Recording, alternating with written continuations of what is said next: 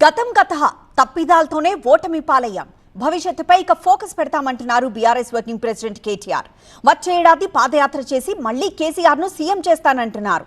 CCI పునరుద్ధరణ కోసం ఢిల్లీలో కేంద్ర మంత్రిని కలిశారు కేటీఆర్. ఢిల్లీలో మీడియాతో చిట్చాట్లో కీలక వ్యాఖ్యలు చేశారు కేటీఆర్. తమ తప్పిదాలతోనే మూడోసారి అధికారాన్ని కోల్పోయామన్నారు. అధికారంలో ఉన్నప్పుడే కొన్ని సెక్టార్లు వర్గాలను పట్టించుకోలేదన్నారు. మళ్లీ అధికారంలోకి వచ్చేది బీఆర్ఎస్ఏ అని ఆయన స్పష్టం చేశారు.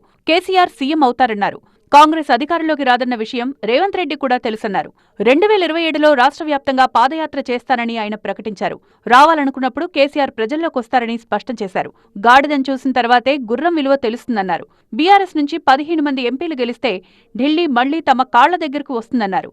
టీఆర్ఎస్ పేరుపై ఎన్నికల సంఘం దగ్గర అభ్యంతరం తెలిపితే తప్పేంటని కేటీఆర్ ప్రశ్నించారు. టీఆర్ఎస్ పేరు 6 ఏళ్ల పాటు ఫ్రీజ్ చేశారన్నారు. మేడిగడ్డను సాకుగా చూపకుండా కన్నెపల్లి పంపులు వెంటనే ఆన్ చేసి రైతులకు నీళ్లివ్వాలని కేటీఆర్ డిమాండ్ చేశారు. రాష్ట్ర ప్రభుత్వం కావాలనే నీటిని వదలడం లేదన్నారు. వాళ్ళ మేడిగడ్డను ముట్టకుండానే నీళ్ళు ఇవ్వచ్చని మేం చెప్తుంటే ఎన్డీఎస్ఏని అడ్డం పెట్టుకుని శిఖండి రాజకీయం చేస్తున్న ముఖ్యమంత్రి గారు దయచేసి వెంటనే కన్నెపల్లిలో పంపులు ఆన్ చేయండి. తమ రక్తాన్ని పొలాల్లో చల్లుతామని సీఎం రేవంత్ రెడ్డి అంటే రైతులు సూర్యాపేటలో నిరసన తెలిపారన్నారు కేటీఆర్. ఇప్పటికైనా ప్రభుత్వం కళ్లు తెరవాలన్నారు.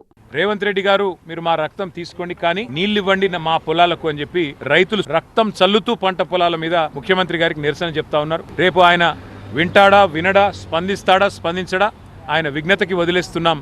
ఢిల్లీలో కేంద్ర మంత్రి కుమారస్వామిని కలిసిన కేటీఆర్ ఆదిలాబాద్ సీసీఐని పునరుద్ధరించాలని విజ్ఞప్తి చేశారు. 4 లక్షల మెట్రిక్ టన్నుల సామర్థ్యం ఉన్న ప్లాంటును తెరిపిస్తామని 2019లో అమిత్ షా హామీ ఇచ్చారని ఈ సందర్భంగా గుర్తు చేశారు.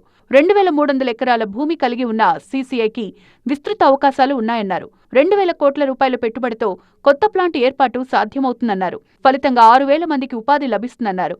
సీసీఐ పునరుద్ధరణకు కేంద్రం సిద్ధంగా ఉన్నా రాష్ట్ర ప్రభుత్వం నుంచి స్పందన లేదని కుమారస్వామి తమతో చెప్పినట్లు కేటీఆర్ ప్రకటించారు. సీసీఐని తెరిపించే వరకు తమ పోరాటం కొనసాగుతుందన్నారు. విశాఖ స్టీల్ ప్లాంట్కి ఇచ్చినట్లే సీసీఐకి కూడా ప్యాకేజీ ఇవ్వాలన్నారు కేటీఆర్.